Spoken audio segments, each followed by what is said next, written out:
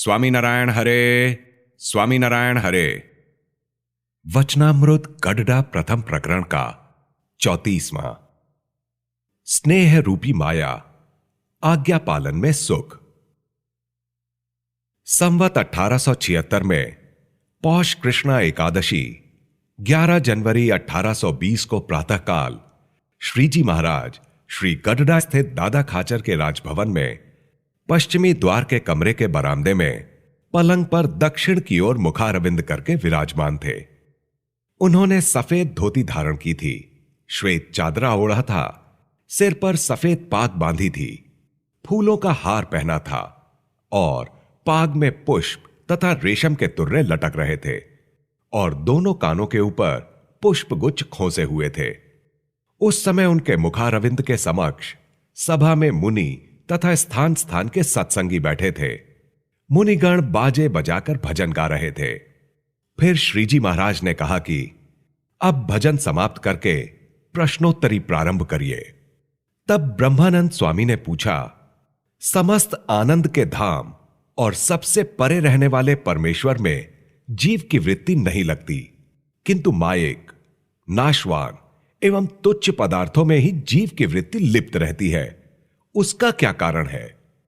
मुक्तानंद स्वामी उसका उत्तर देने लगे, परंतु वह यथार्थ उत्तर ना दे सके। तब श्रीजी महाराज ने कहा, हम इस प्रश्न का उत्तर देते हैं, सुनिए। परमेश्वर ने जब से इस सृष्टि की रचना की है, तब से उन्होंने ऐसा यंत्र लगाया है कि उन्हें अर्थात परमेश्वर को फिर से परिश्रम ना करना पड़े तथा संसार की जो वृद्धि करनी है वह अपने आप होती रहे, ऐसा चक्र चला रखा है। इसलिए पुरुष को स्त्री से और स्त्री को पुरुष से सहज प्रेम हो जाता है तथा स्त्री से उत्पन्न होने वाली संतान से भी सहज स्नेह हो जाता है। वस्तुतः वह भगवान की स्नेह रूपी माया ही है। उस माया के प्रवाह में जो ना बहे, उसकी वृत्ति ही भगवान के स्वरूप में रहती है। इसलिए भगवान के भक्त को मायिक पदार्थों में दोष बुद्धि रखकर वैराग्य को सिद्ध करना चाहिए और भगवान को सर्व आनंदमय जानकर परमेश्वर में ही अपनी वृत्ति को बनाए रखना चाहिए।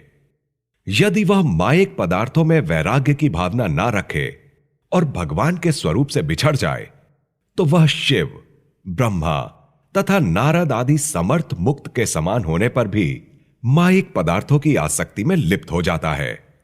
अतः भगवान को छोड़कर मायिक पदार्थों का संग करना भक्त की आसक्ति बढ़ाना ही है। इसलिए परमेश्वर के भक्त को भगवान के सिवा अन्यत्र कहीं भी स्नेह नहीं रखना चाहिए। फिर श्रीजी महाराज बोले कि अब प्रश्न करने के लिए मुक्तानंद स्वामी की बारी आई है, इसलिए प्रश्न पूछिए।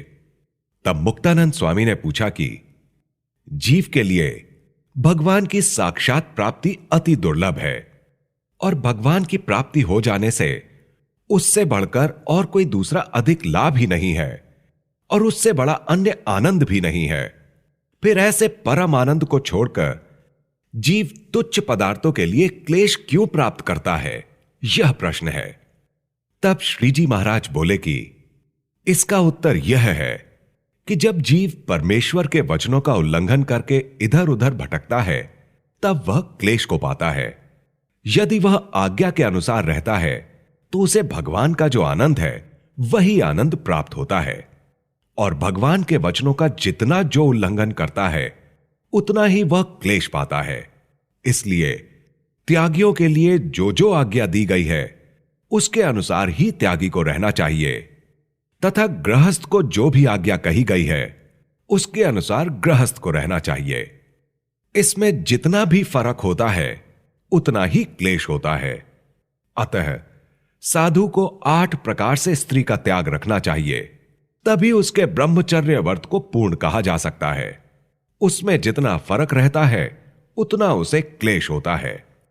एवं गृहस्थ के लिए भी ब्रह्मचर्य व्रत का पालन करने को कहा गया है कि पर स्त्री संग का त्याग रखना और अपनी स्त्री का भी व्रत के दिन संग नहीं करना और ऋतुकाल में ही वे अपनी स्त्री का संग करें इत्यादि जो जो नियम त्यागी और गृहस्थ के लिए बताए गए हैं, उनके पालन में जितनी कमी रहती है उतना ही उसे क्लेश रहता है।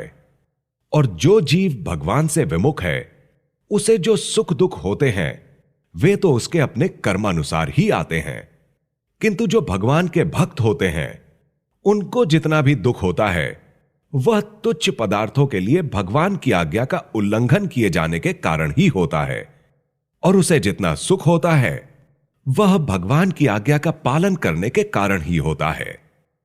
इति वचनामृतम। इस प्रकार से श्री गडडा प्रथम प्रकरण का 34वां वचनामृत पूर्ण हुआ।